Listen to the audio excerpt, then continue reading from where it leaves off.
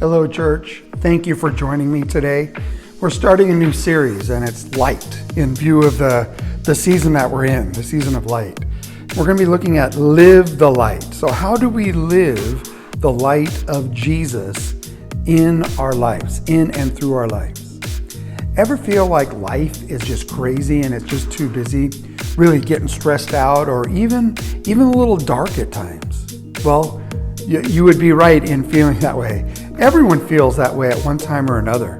So this series that we're starting is all about the light of Jesus and bringing hope to dark places in our lives and the lives of others.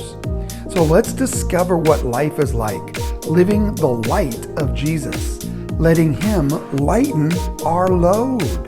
A great place to discover this light is in Matthew chapter 11, verse 28 through 30. So let's take it verse by verse.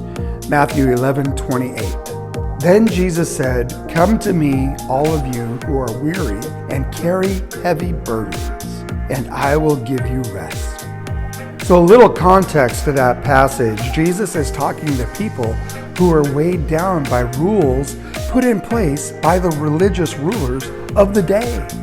They can't possibly live up to them, and they were weary from trying. What an incredible invitation Jesus is extending. Now, it's not that much different from today.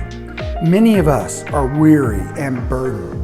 We are weighed down by what we are carrying. Jesus follows up this invitation with a promise. If we go to Him, we will find rest. Jesus is inviting you into a life free from unnecessary burdens, a life where you could find rest. Matthew 11:29. Take my yoke upon you. Let me teach you, because I am humble and gentle at heart, and you will find rest for your souls. Following Jesus doesn't mean we are released from all responsibilities. Jesus is clear. There are expectations to following Him, and it won't always be easy. But He is gentle. He's not like the other things we yoke our lives to that weigh us down. Even in the difficult seasons, we can find rest and peace because we are yoked to Him. Matthew 11:30. For my yoke is easy to bear, and the burden I give you is light. His burden is light, not effortless, but appropriate. With Christ by our side, He can lift those heavy burdens off our backs and place them on His. God's intention for us is not to be weighed down, but to give us rest. God has a purpose for you, but His purpose isn't an unbearable burden. It's an appropriate weight, one that you could carry. And the great thing is, you don't have to accomplish it all by yourself. The thing that God is asking you to do, the thing that you're carrying, you are yoked to Jesus, who is the light. John 1, verses 1 through 5. In the beginning, the Word already existed. The Word was with God, and the Word was God. He existed in the beginning with God. God created everything through Him, and nothing was created except through Him. The Word gave life to everything that was created, and His life brought light to everyone. The light shines in the darkness, and the darkness can never extinguish it. All lights eventually dim and go out over time. All lights except one, Jesus. He is the light that keeps on shining. Evil and the forces of darkness can't snuff His light out or hide His glory. This light, full of grace and glory, keeps shining. No one could put out His life-giving hope in us. No darkness can defeat His light. John 8:12. Jesus spoke to the people once more and said, "I am the light of the world. If you follow me, you won't have to walk in darkness, because you will have the light that leads to life."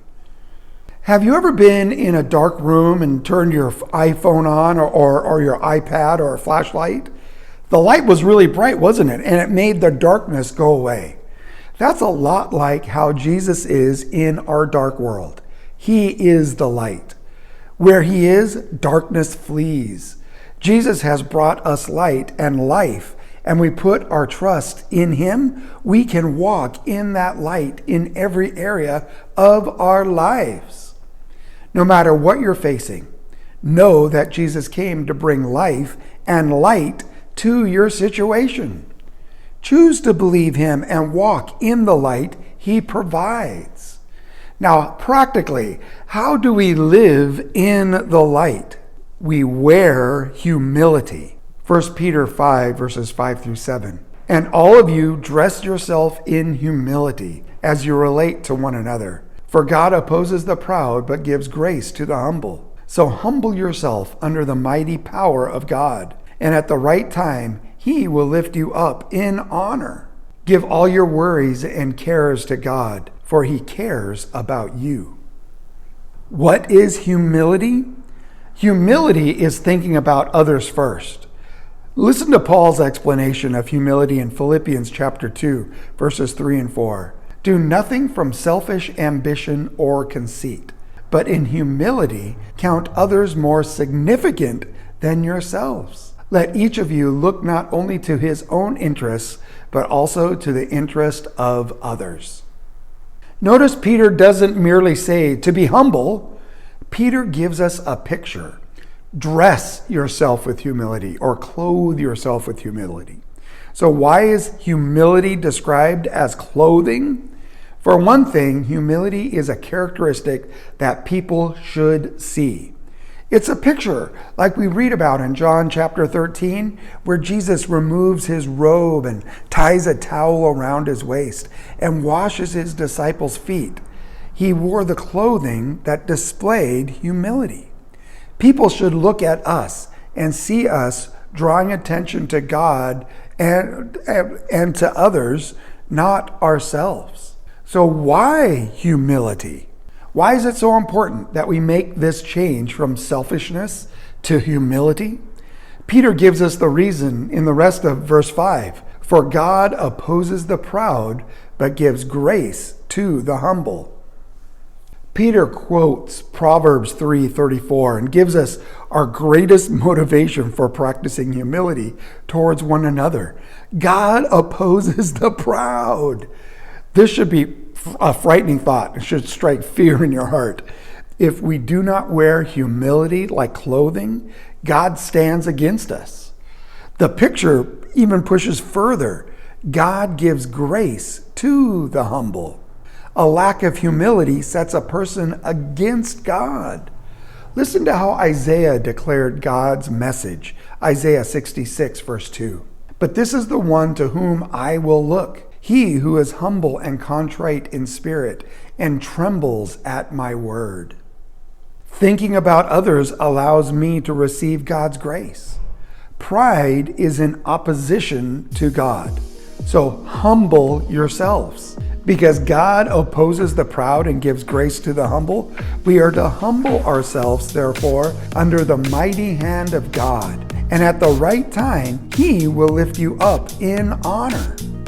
The foundation of humility is a dependent attitude towards God and his ability to rescue us. The picture is that we are following in the footsteps of Jesus. Jesus clothed himself with humility and yielded his life and really his will. Your will be done, not my will. At the proper time, God exalted him. We clothe ourselves with humility and yield our life and will to him. And at the proper time, God will exalt us also. Now, there's one more picture that Peter gives us in verse 7. Give all your worries and cares to God, for he cares about you. Why does giving your anxieties and worries to the Lord show humility? We're admitting that we have no power over the circumstances in our lives. Humility says that I can't carry my load. Pride exalts independence. It's like, I could do it. Oh, self-made man. How do we throw our anxiety on God or give all our worries to him? Well, through prayer. We take our concerns and move them off of ourselves and give them to God. A praying life reveals a humble life.